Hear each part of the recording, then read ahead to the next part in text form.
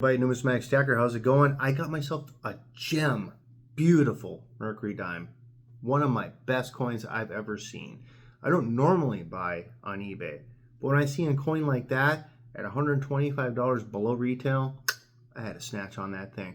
So when we look at this coin, you're gonna drool. Absolutely, colors are amazing. We're gonna look at capped examples of that same grade, and we're gonna make sort of an assumption on where we should go with this coin. So stick around. Yeah, check this coin out. I'm going to zoom in. I'm going to hide the grade for now. I want you guys to guess what the grade would be on this thing. But holy buckets, man. I mean, I am loving that color. I'm loving that luster. I mean, if you look hard enough, you will find a couple little marks right below the headline there. There's a couple little ticks, tiny ones. I can kind of see a little bit of abrasion in the headdress itself. I think it's more of a toning something, maybe there's something there, it just kind of casted a little tone, but it might have just scratched the tone or something, I don't know. But it's a fantastic grade. Now we're gonna flip it over, okay? So I'm gonna call it out. We have sort of that tiger eye sort of toning.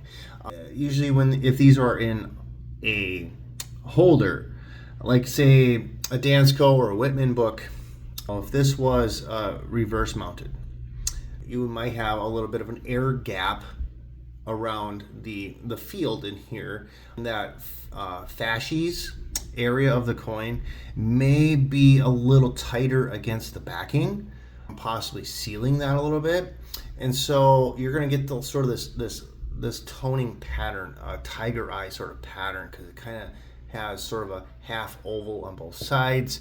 I have seen this sort of example before, but my gosh, the colors.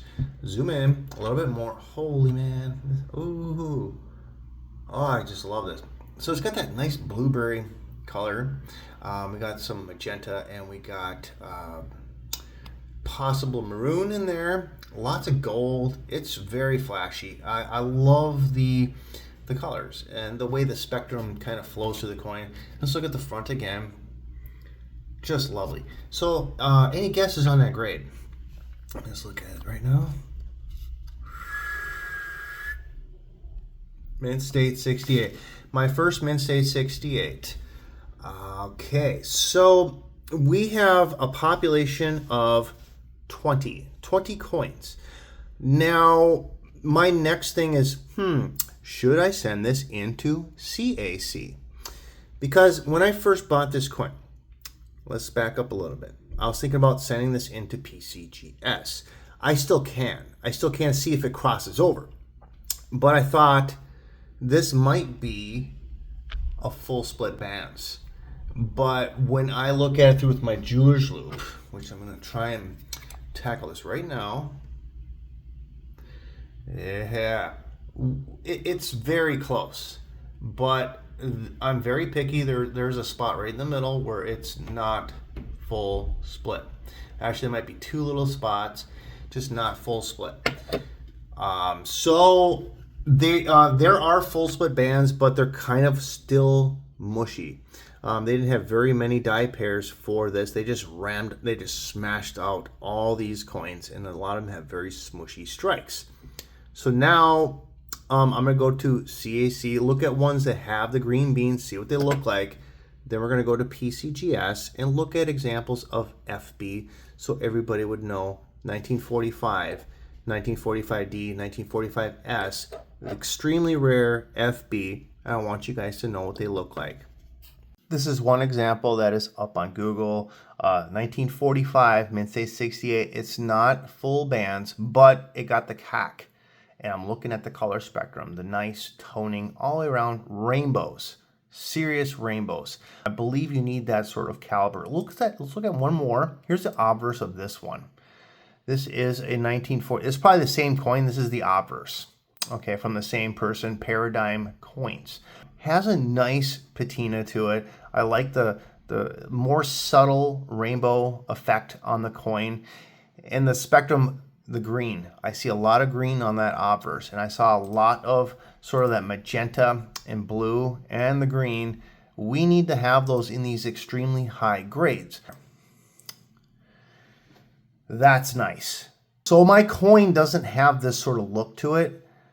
That's what I'm trying to figure out. It all comes down to the color of the toning for it to get the CAC. If there's only 3 that I've seen out of the 20, maybe I just should not send that in. That's what I'm trying to say. If it was a 67, there was more graded in that population.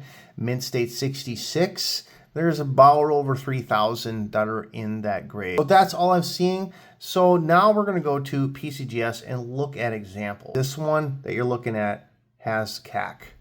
This one over here has not. Let's just look at it and I'll tell you why.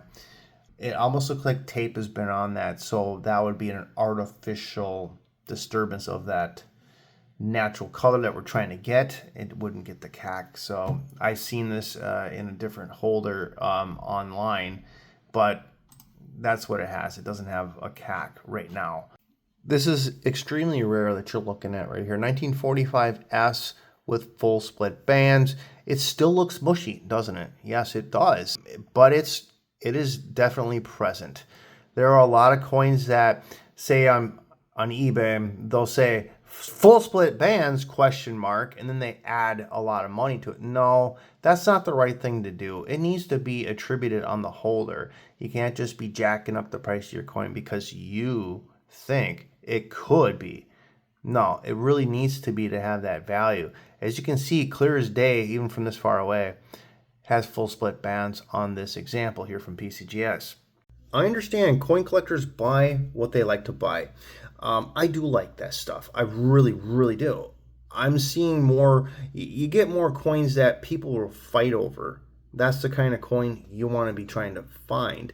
You got to do some work. You really got to shop around. It could take a while until you find the right one. And then make those determinations by looking at other examples next to you or in your own inventory or online, and look at those things, because it comes to the color spectrum.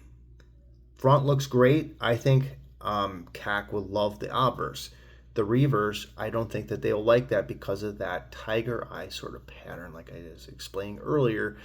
But overall, what a fantastic piece. I really, really love it. I could see if this would cross over into a PCGS holder. That's something I could go for. I think it's still a fantastic piece. I want to get more pieces like that. And for you, if you're a coin collector, what sort of coins are you looking for? What sort of coins do you have? Do you want to stay in that same sort of direction, or are you going to want to get something a little higher grade to upgrade? That's sort of the thing I'm looking at. I'm looking at lower population grades, extreme beautiful eye appeal, but that's not always the case on everything. When you have the chance to cherry pick, like I am doing now, it's a great thing to buy. But when a customer comes to myself, I like to buy as much as I possibly can from that person, and there could be a quite array of variety that could come that way. Got to make a deal on bulk stuff and whatever. And there's some potential value in most things that you buy, and you got to make those deals, and you got to look up the prices where they've been selling, where the trend is on those items. So everything's about the same thing. Just got to look it up to see where the market is on specific items and make an offer. So everybody, I hope you guys liked this video today. And believe me, the coin market has been supercharged lately. It's been doing very, very well. I'm very excited to get back to my next show. It won't be till September. And like I said, I'm on my off season for that. I'm a seasonal coin dealer.